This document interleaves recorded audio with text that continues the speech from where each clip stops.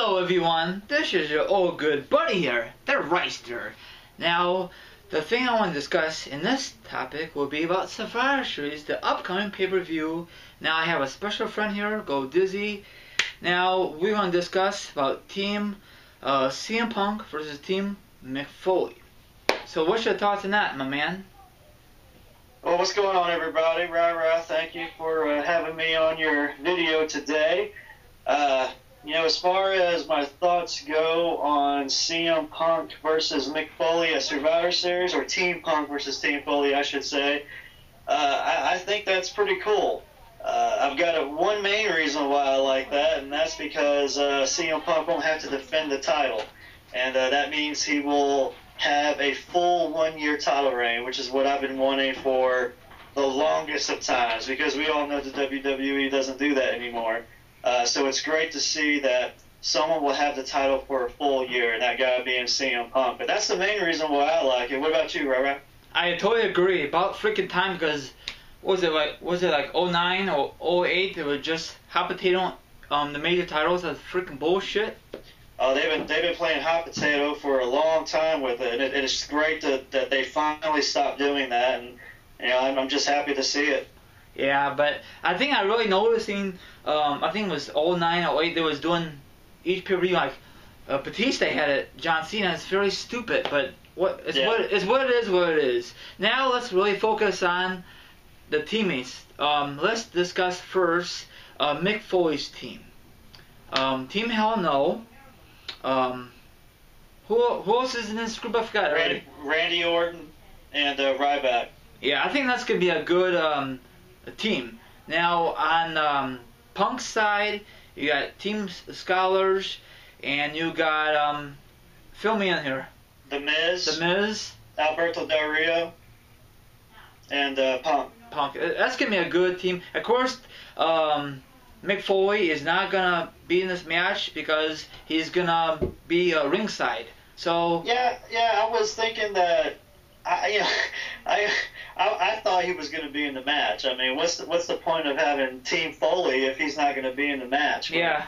I understand. I mean, he's well past his prime, and he's not in any shape to compete. So I get that he's going to be the ringside ambassador for Team Foley, and that's cool, I guess. At least he's, on the show.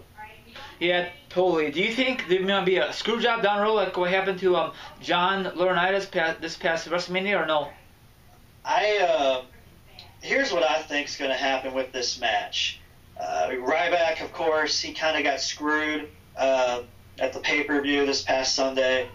And I think this is going to be the match where Ryback reigns supreme, where he's going to be the dominant badass.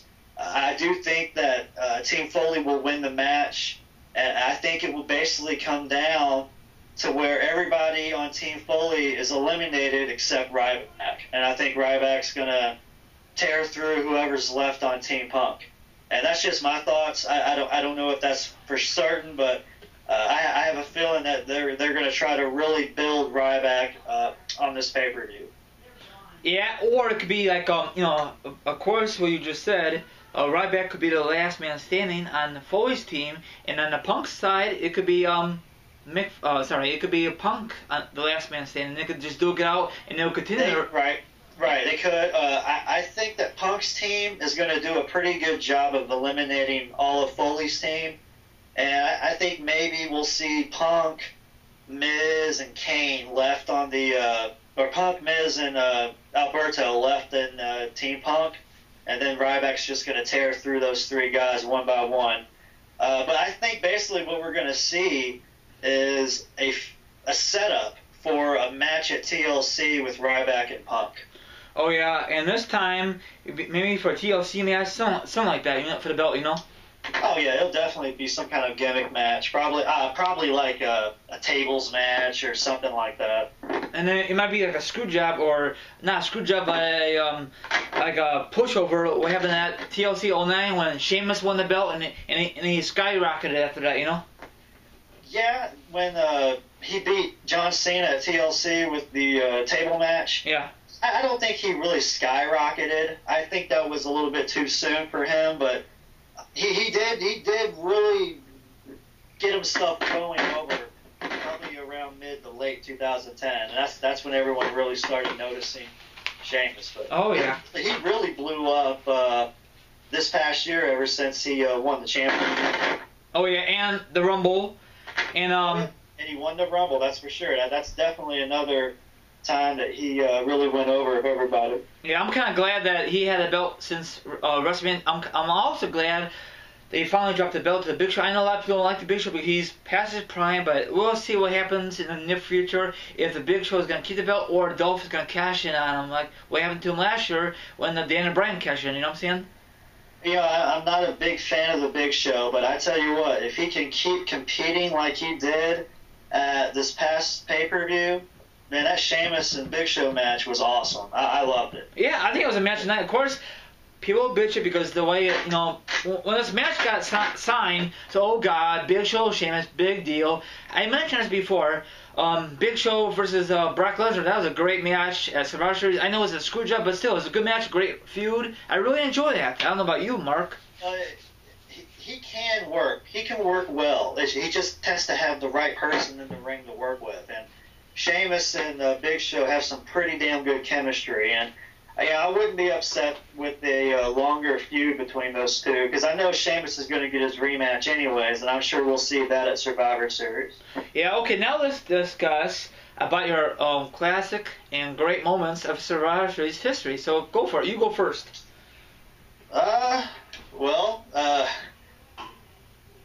My favorite moments from Survivor Series would be like the first years of the Survivor Series, when we got to see the gobbledygooker.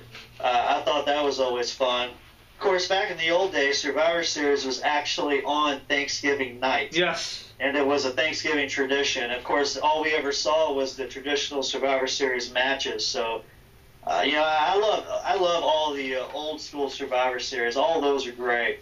And of course, was it the Montreal Screwjob at Survivor Series? Yes, it was. Yep. That was 97, I think. So I don't think that's a favorite moment. But it's definitely a moment in Survivor Series history. What about you, man? Well, my favorite moment, of course, I was too young, but I got on tape back in the day and DVD now, is the W Championship match. Hulk Hogan, Hall of Famer, and future Hall of Famer, The Undertaker, and of course Ric Flair got involved. That was a great match. I really enjoyed that. That's when Undertaker beat Hogan, man. Yep. Yeah. And he was down in the company that long. You know what I'm saying? Yep. They really.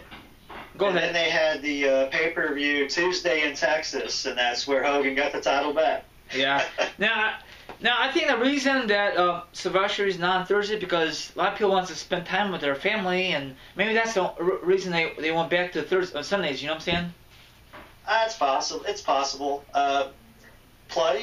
I mean, that's a good point, and I don't know, but I kind of I'm a traditionalist, and I like the old ways of doing things. I'm not really that big on change unless it's a change that's necessary, but whatever. It's cool. I mean, they at least they're having a traditional Survivor Series match with this Survivor Series. Yeah, so far we only got one. I'm cool with that. We got one. Let's see what they book for SmackDown, And I do like the fact that both teams, each person on each team is feuding with another person on the other team, like, Punk and Ryback, Team Hell No, and Rhodes and Sandow, Alberto and Randy, and the Miz and Kofi. That's cool. Each one of the participants has some kind of relationship or some kind of feud going on with someone else on the other team. Yeah, so yeah. It makes for a better match, that's for sure. Yeah, lead up to the Survivor Series. Yes, I totally agree with that. Now we'll find out what's going to happen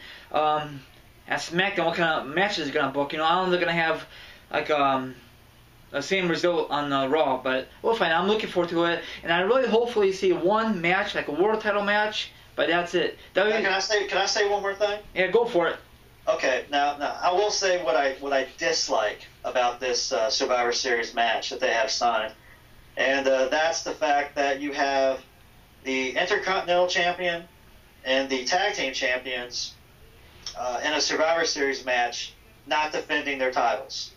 I'm not a big fan of that. I think Kofi should be defending his title against The Miz, and I think Team Hell No should be facing Rhodes Scholars because, well, they need to be defending their titles. I don't understand why they're putting them in the Survivor Series match when they could easily put someone else in their spot. But that's my only complaint. It's a small complaint anyways. But anyways, that's that. Yeah, I totally agree, but probably the only time we're going to see every title line is not champion, so that's once a year, Mark. I understand. It's no big deal. Now, what else? Yeah, I love Survivor Series ever since, I was a young kid. My brother and myself used to order them, tape them, and all the good stuff.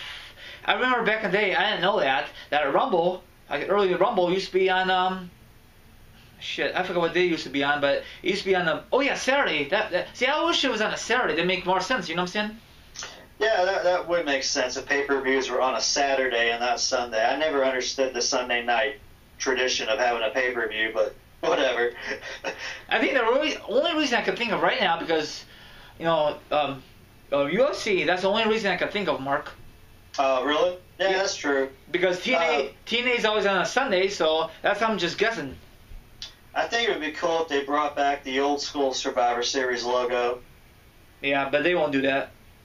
I think they need to. That would be awesome. I love the old school Survivor Series logo. I'm sure some of you guys will remember the Survivors kind of in a curved shape, and then the series is right in the middle of it.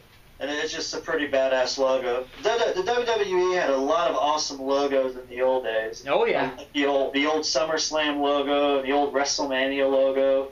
Yep. Royal Rumble, etc., etc. And Raw too. Raw and yep. Yeah. Yep. And King of the Ring. I'm just kidding. King of the Ring. Yep. The original. You got anything else to say before we sign off? Nah. I mean, as far as other possible matches at this Survivor Series, I'm sure we'll see Sheamus and the Big Show go at it. I'm sure we'll maybe even see Antonio Cesaro defend his United States Championship against somebody. maybe Justin Gabriel. I don't know. This looks like those guys have been feuding as of late. Also, the Divas Championship. I'm sure we'll see something with that. And as far as anything else, I'm sure they'll throw a tag team match in there. Maybe the Primetime Players against Rey Mysterio and Sin Cara, something of that nature. Yeah. I tell you what, the Primetime Players is probably my favorite tag team right now, besides Team Hell No. And I loved what they did in their match this past Sunday night against Rey Mysterio and Sin Cara. I thought they displayed excellent tag team work. And I don't know about the rest of you guys, but I thought that was excellent. A lot of people were complaining about that match, but I thought the Primetime Players looked like a great tag team, and they definitely need to start winning. They're losing all the time, but hopefully the WWE will give them a win within the next couple of weeks, and hopefully they can get in the title shot again. Maybe WWE don't have any faith in the new guys, They've got the look, they have the moveset, they have the chemistry. I don't know what else you need, really, but maybe it's because they're black. I don't know. Oh, shit. Damn. It's nothing to laugh about. I know. They actually have the complete package, man. I don't understand why they're being jobbed all the time. I don't get it. Maybe they need a hot woman on their side. You never know. They don't need that. They're good all on their own. Okay, this is your friend, Team Right sign off with my friend Go Dizzy. Sign out, everyone, and go Bears, and go the Cowboys for him. Go Cowboys. Peace out, everybody. Ciao.